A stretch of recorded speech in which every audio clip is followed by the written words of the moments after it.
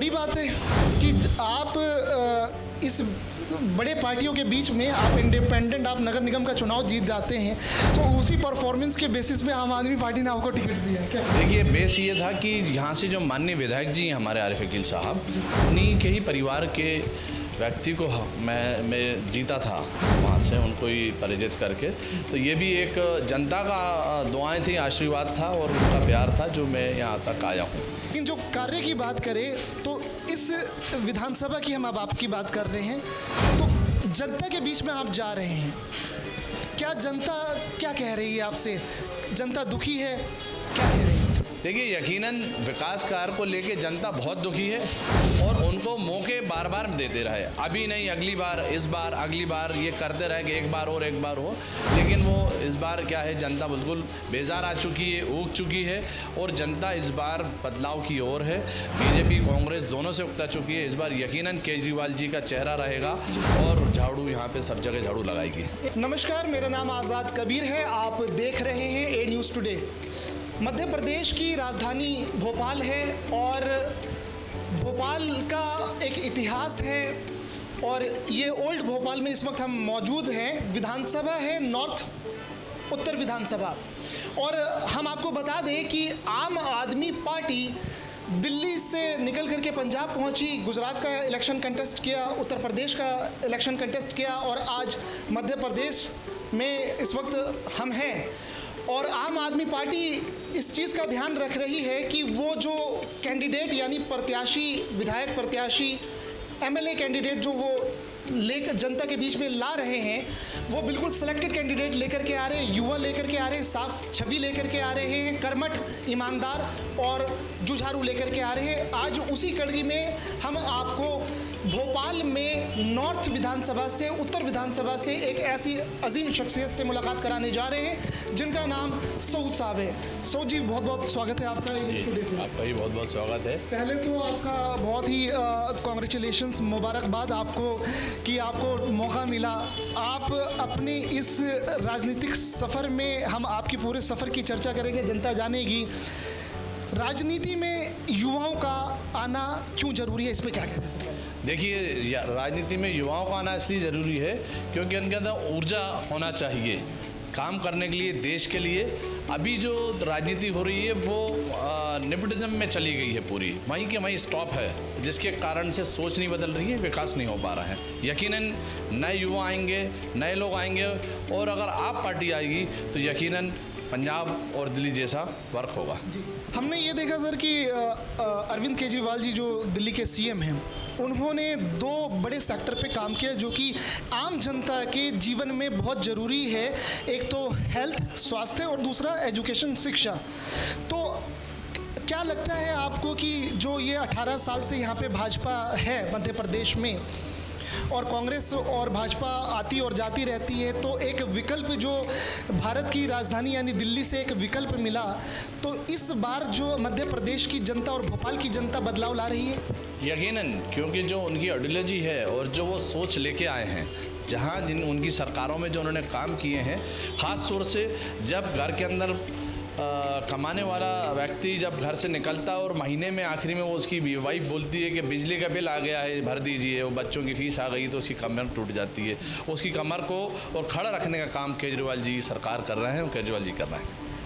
अब हमारे दर्शक और पूरे भोपाल की जनता और ख़ास करके आपकी विधानसभा की जनता ये जानना चाहेगी कि सऊद साहब ने राजनीति से पहले आपने सामाजिक कार्य भी बहुत किए होंगे। सामाजिक कार्य के बारे में आप अपने बताएं और आपने राजनीति में आप कब से आपने सफ़र आपने शुरू किया? देखिएगा, सामाजिक कार्य तो मेरे परिवार से चला आ रहा है और वो साइलेंट करते हैं, इस हाथ से काम करते हैं, दूसरे हाथ को खबर नहीं होती। दूसरा, मैं 2014 के अंदर निर्दलीय चुनाव लड़ा था इसी उत्तर विधानसभा के अंदर वार्ड नंबर 8 से, और यहाँ से मैंने जीत हासिल की थी निर्दलीय। ये मेरा राजनीतिक करियर रहा जो यहाँ से 14 से चला। बाकी कॉलेज में और स्कूल अपने यहाँ पे पूर्व निगम अध्यक्ष और इनमें सब में मैं भूमिका अपनी निभाता रहा हूँ। और जनता जो है यहाँ पे ये साथ में खड़ी है। ये आपने एक अहम बात बताई यहाँ पे कि 2014 में आप जहाँ पर बीजेपी और कांग्रेस का डंका बजता है, आप निर्दलीय, आप यहाँ पे निगम पार्षद काउंसलर बनते हैं आप या एमएलए बनते हैं?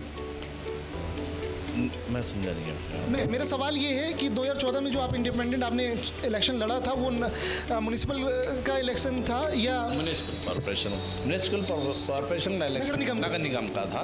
नगर निगम से चुनाव जीता था मैंने। चुनाव आप जीते थे, तो आप सिटिंग काउंसलर भी आप? जी हाँ, सिटिंग काउंसलर। तो दर्शकों के लिए सबसे बड़ी बात यहाँ पे ये है कि देखिए क्या है कि मध्य प्रदेश में एक तरफ दो बड़ी पार्टी, नेशनल पार्टी, आम आदमी के अलावा कांग्रेस और बीजेपी।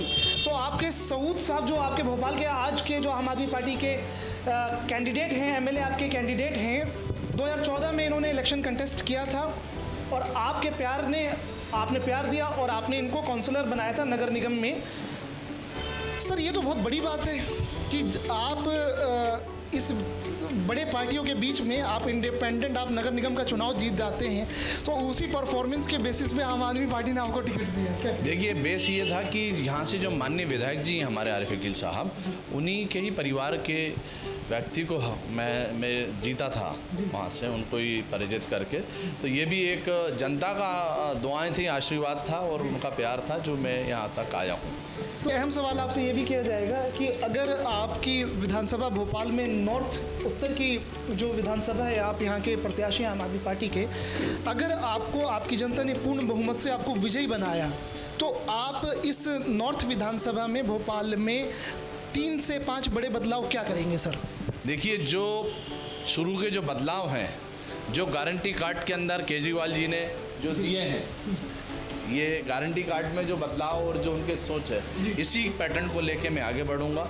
हमारे नेता अरविंद केजरीवाल जी ने जो आइडियोलॉजी है और जो उनकी सोच है, यही इसमें सब दिया हुआ है। जैसे कि यहाँ पे सबसे पहले शिक्षा, स्कूल, सेकेंडरी यहाँ के खेल मैदान, थर्ड वन सफाई, जो कि बहुत किसी ज़्यादा कुछ नहीं होना, एक्टिव करना है सारे लोगों को, जो कि उत्तर विधानसभा के अंदर बहुत ज़रूरी है।